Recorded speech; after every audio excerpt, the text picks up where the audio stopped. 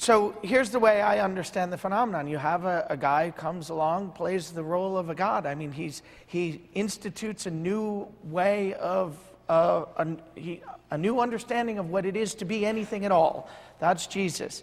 There's some sense in which I think, when I read the text, it looks like he's living this new way of life, and he understands what it demands of him, but he's not that good at explaining what it is. I mean, he has to talk in parables. He has to, he can, and he's not there to explain what it is. He's there to live it, to be it. That's the better way to say it. He's there to be it.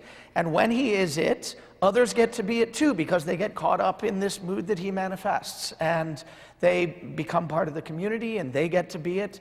I'm interested in this idea of apostolic succession. You really have to be there to get caught up in a mood. That seems right to me. I mean, someone tells you about the mood of the party last Friday night. Just hearing about it doesn't put you in the mood. You've got to be there, right? You really have to be there. And so I think that I can understand that, and I can understand that it would take someone afterwards to come along and say, now here's sort of what it's about. Let me try to explain to you what the basic ideas are. And it's not as if I think that Paul told a systematic and rational story about that. I don't think there is a systematic and rational story about that. As I say, I think that's one of the interesting things about it. But I do think that he helps us to understand, for instance, in terms of the example that I was giving before, he helps us to understand what it would be to understand the life of Jesus as a life that's organized around this notion of agape, organized around this notion of love. That's something that sort of inspires you. You get infused with it, and you see the world anew through it. I think of that as, among other things, one of the things that we get from Paul's sort of characterization of what Jesus' life is about, that we wouldn't necessarily get without Paul. I mean, we need his help to be able to focus on it that way. I think that's the way. I mean, there aren't very many phenomena like this, but if there were, I think that's the way they would work. Someone lives the phenomenon, and he is the thing, and as a result, he's not all that good at saying what it is to be the thing. He just is it and brings other people into it. It takes someone else to come along and say, okay, here's a way that we could understand what was going on there. And that's sort of the way I understand the relation between them. Yeah. Good. But can I just ask you, Paul's not the only one doing that. Although Paul, in the end, I think it would be fair to say won. You may disagree, right? But, I mean, it's almost a cliche in some circles that Paul is the founder of this movement more than Jesus, and you can obviously agree, disagree, because it seems to me there are arguments all over the place on that. But what is it about Paul that in many ways, certainly for Protestants, but even beyond that his vision seems so powerful relative to the others, and again, I would argue anyway, ultimately prevails to the extent that any one way of reading this could be said to prevail. Yeah, it's hard to know, as with other things, where to start, and we are covering huge topics tonight, obviously. But I resonate very much with what Professor Kelly said. Only, if I can just nuance that a bit, and then come in from there to your question. Yes, Jesus' vision of God being king on earth as in heaven. That is absolutely central, and people used to sneer and say, well, Jesus talked about God, but the church then talked about Jesus, as though that was sort of falsification. But what they forget is that Jesus talked about God in order to explain the things he was doing, why he was healing on the Sabbath, why he was having fellowship with tax collectors and prostitutes and so on. He was telling God stories in order to explain his own actions, which is a kind of scary thing to do. And yes, the parables, and I don't think the parables are a sort of faute demure. I can't explain it, so I have to tell stories. It seems to me stories are a primary form of human discourse and not a sort of decorated oddity around the edge. And Jesus told those stories because he was saying that for which you have longed is in fact happening, but it doesn't look like you thought it would. And the only way to say that is to tell stories. I found myself in my own ministry sometimes trying to explain things to puzzled people being driven to invent my own parables as this is the only way we're ever going to get anywhere near this. So I don't think it's because he couldn't explain it. However, I like the idea of there being two different moments, because people have often said, well, Jesus and Paul, they're so different. Jesus talks about the kingdom of God and the Son of Man. Paul hardly mentions the first and never mentions the second. Paul talks about the righteousness of God and justification, and Jesus only mentions that once. So are they actually in agreement? Is Paul a faithful follower of Jesus, or has he muddled the thing up? The illustrations I've used, I mean, I like yours, but the illustrations that I've tended to use are Jesus is like the composer who writes the stunning symphony, and Paul is the conductor who gets the orchestra to play it.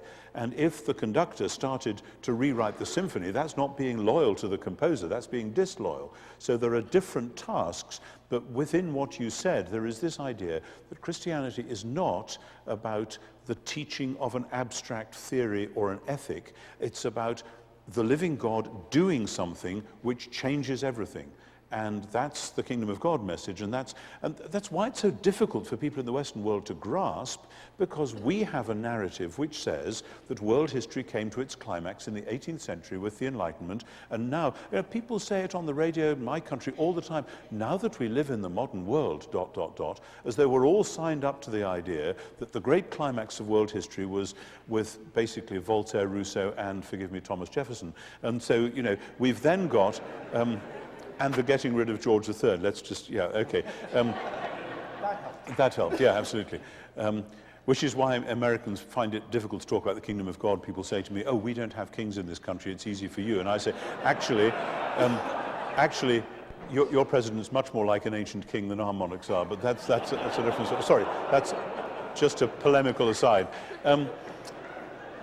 So that for Paul, but the other big difference for Paul is that, as far as we know, Jesus more or less never, except on very select occasions, addressed non-Jews. He didn't leave the Middle East. He didn't go wandering around. I know there are legends about him going to India or England, but they're much later, silly legends. But Paul believes that it is his vocation to go and do a very particular task. Now, the question, did he win? I mean, actually, we just don't know about Eastern Christianity or Southern Christianity. Paul didn't go into ancient Persia, India, etc. But Christianity got there quite quickly, and it wasn't Paul who took it there. Paul didn't go, as far as we know, into Egypt and point south, but Christianity got into southern Egypt quite early. So what we have in Paul's letters and Acts is a different story, which is a very interesting one, because it's of Paul following the main routes through the Roman Empire. And it's as though both Paul himself, in his plans to go to Spain, which is the furthest western outpost of the Roman Empire, and Luke in writing Acts, telling that story, they are telling what is covertly and sometimes overtly a counter-imperial narrative. And people, particularly in the world of postmodernity, get very twitchy about that, because they say all you're doing is replacing Caesar with Jesus. And I want to say, well, Paul sort of is, but the way he does that is entirely under the rubric of the redefinition of power through the cross. So this is not Caesar-type power. These are communities that suffer, that pray, that do good. Yes, agape is there all the way through. And when you read my book, Not If But When, you'll see that in those,